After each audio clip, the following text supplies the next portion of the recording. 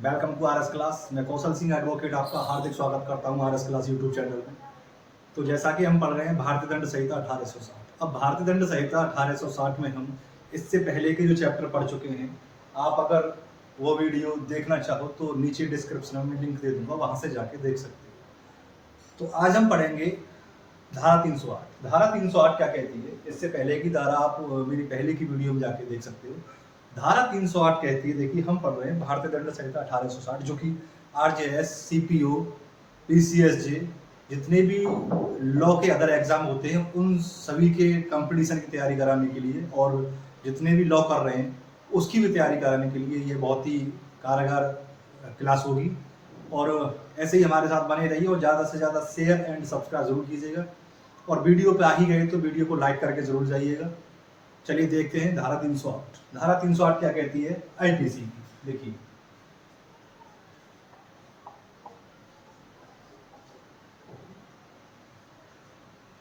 देखिए, Indian panel code 1860, भारतीय दंड संहिता 1860, जो कि इंग्लिश में बोला जाता है इंडियन पेनल कोड 1860 आईपीसी। देखिए धारा 308,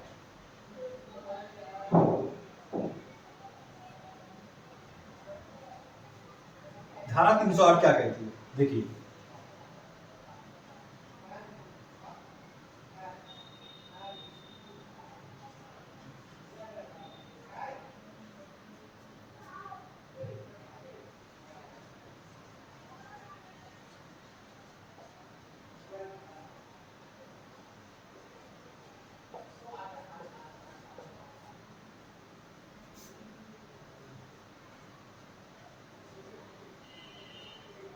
देखिए, धारा 308 आपकी बयां करती है कि आपराधिक मानव वध करने का प्रयत्न, यानी धारा 308 कहती है कि आपराधिक मानव वध करने का प्रयत्न करना।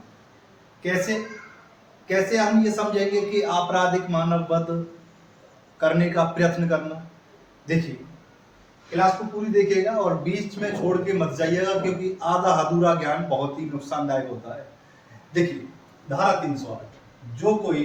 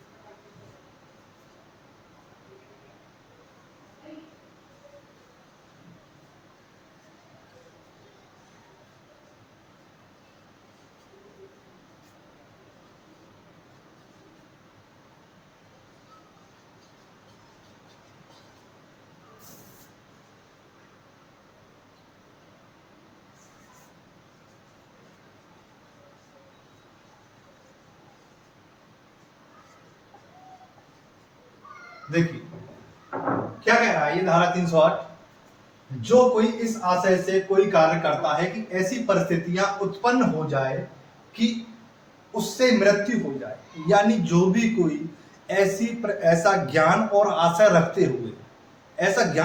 रखते हुए, कि ऐसी परिस्थितियां आ जाए कि उसकी मृत्यु हो जाए, यानी उसका मर्डर करना पड़े उसे और उसकी मृत्यु हो जाए, तो वो आपराधिक मानव वध की श्रेणी में आएगा। किसमें आएगा? आपराधिक मानव वध की श्रेणी में आएगा। वो कैसे आएगा कि आपराधिक मानव वध करने का उसने प्रयत्न किया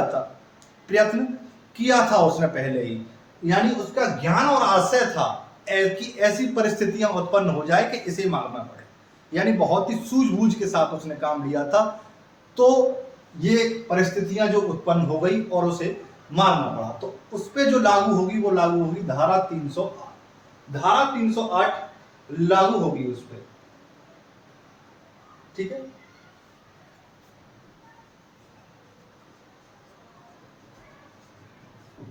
उसे 7 वर्ष के कारावास और जुर्माने से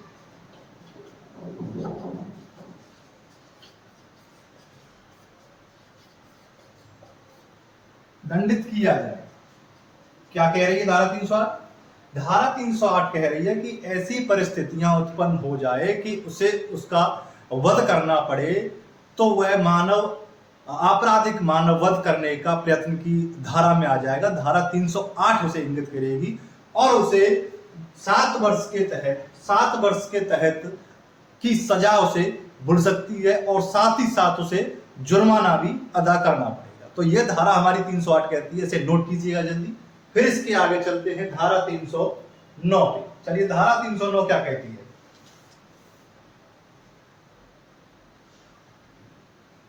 चलिए नोट कीजिए इसे।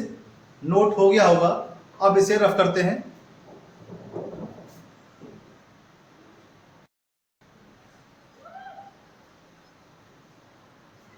देखिए अब आते हैं धारा 309 क्या कहती है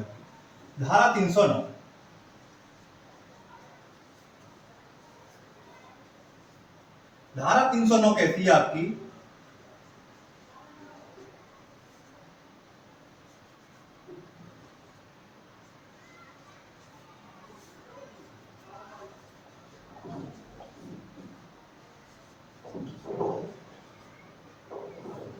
धारा 309 कहती है आपकी आत्महत्या करने का प्रयत्न करना जोड़ देना, मैं भूल गया, लो करना बन गया। आत्महत्या करने का प्रयत्न करना, जो कोई ऐसा कार्य करेगा, जो कोई ऐसा कार्य करता है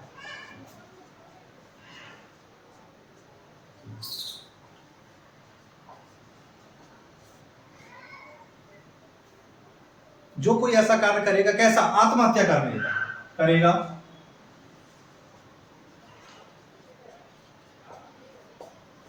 आत्महत्या करने का क्वेश्चन में लिख दिया मैंने। आत्महत्या करने का कोई कार्य करेगा, उसे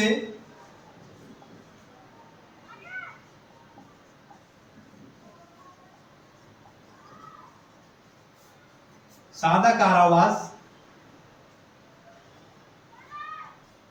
1 वर्ष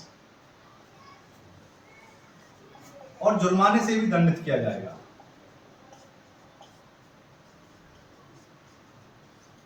देखिए धारा 309 क्या कहती है? आत्महत्या करने का प्रयत्न करना, यानी कोई भी व्यक्ति आत्महत्या करेगा या आत्महत्या करने का प्रयत्न भी करेगा, यानी कोई व्यक्ति आत्महत्या करने का अगर प्रयत्न भी कर रहा है, सोच भी रहा है ऐसा, या फिर ऐसा कोई कार्य कर रहा है कि जिससे कि आत्महत्या हो जाए, ठीक है, उसे सादा कारावास से, अगर बच गया तो उसे सादा कारावास से जो कि 1 वर्ष का होगा और जुर्माने से दंडित किया जाएगा। ये हमारी धारा 309 कहती है। आप नोट कीजिएगा इसे।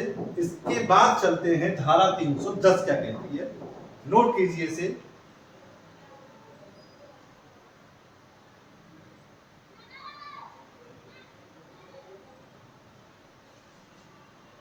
नोट 10 क्या कहती है आपकी? देखिए भाई, ज्यादा से ज्यादा शेयर कीजिए और सब्सक्राइब कीजिए, बस इतना काम कर दीजिए, और कुछ नहीं मांग रहा आपसे, कोई फीस नहीं मांग रहा। शेयर कर दीजिए और वीडियो को लाइक कर दीजिए और सब्सक्राइब कर दीजिए, बस इतना कीजिए। शेयर, सब्सक्राइब और वीडियो को लाइक जरूर कीजिएगा, बस इतना ही कीजिए। शेयर, सब्सक्राइब एंड वीडियो को लाइक कीजिए। चलिए अब चलते हैं धारा 310 क्या कहती है। धारा 310 बयां करती है आपको ठग के बारे में बताती है। क्या बताती है? ठग के बारे में। जो कोई व्यक्ति, देखिएगा, जो कोई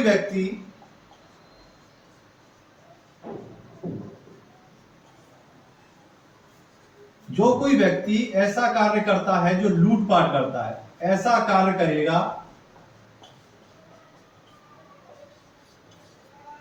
कि लूट या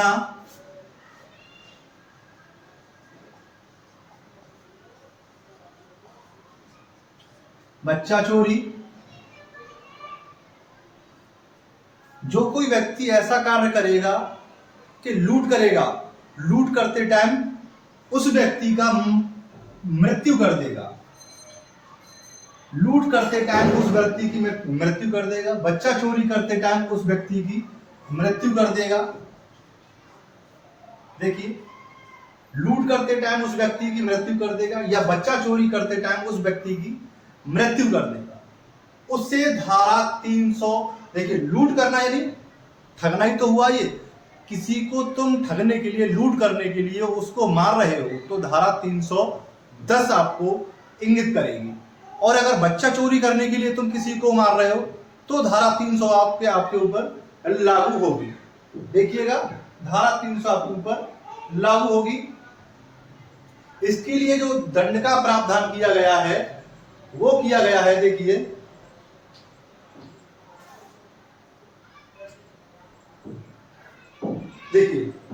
धारा 311 में, धारा 311 में इसका दंड का प्रावधान किया गया। देखिए ठग, देखिए ठग दंड का जो प्रावधान किया गया है इसमें, यानी जो कोई ठग पने से लूट करके बच्चे को चोरी करने के आशय से या फिर लूट करने के आशय से किसी को मारता है, यानी किसी की हत्या करता है, उसके लिए जो दंड की व्यवस्था की गई है वो की गई है धारा 311 में। धारा 311 में दंड की व्यवस्था की गई। अब क्या व्यवस्था की गई है धारा 311 में? देखिए, जो कोई ऐसा कार्य करता है, जो कोई ऐसा कार्य करेगा उसे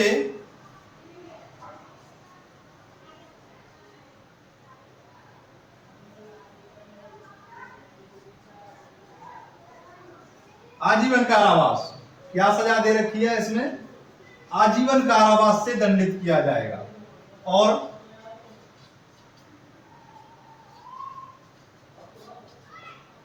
जुर्माना, आजीवन कारावास और जुर्माना, यानी कोई ऐसा कृत्य करता है, बहुत ही घिनौना कृत्य है ये, कि लूटपाट करता है और उसको मार देता है, यानी खुद तो कुछ कर नहीं सकते, खुद तो कुछ कर नहीं सकते और एक काम करते हैं बस, के लूट खसोट करो और खाओ सबको। यानी ये भी कौन सी बात हुई भाई? लूट कर रहे हो तुम, उसका मर्डर कर रहे हो, अरे भाई लूट ही लो, मर्डर क्यों कर रहे हो? ठीक है ना? और फिर बच्चा चोरी कर रहे हो, बताओ कितना घिनौना काम है। बच्चा चोरी करके तुम उसे मार रहे हो, बच्चा चोरी करने के प्रयत्न से उसे मार रहे हो तुम। तो ये भी उसी तरीके सजा मिलनी चाहिए ना फिर से।